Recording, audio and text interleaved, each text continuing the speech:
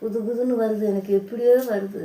புது ஆஸ்பத்திரி வந்திருக்கா, நல்லா பார்க்குறாங்களா, நானும் போய் பார்த்துட்டு வரணும். போய் டாக்டர் எனக்கு புது புதுன்னு வருது, காய்ச்சல் வருது. காய்ச்சல் எத்தனை நாளா இருக்கு?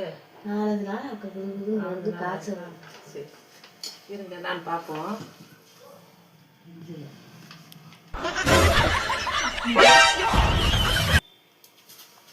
ஸ்கேன் பண்ணிட்டு வந்துருங்க.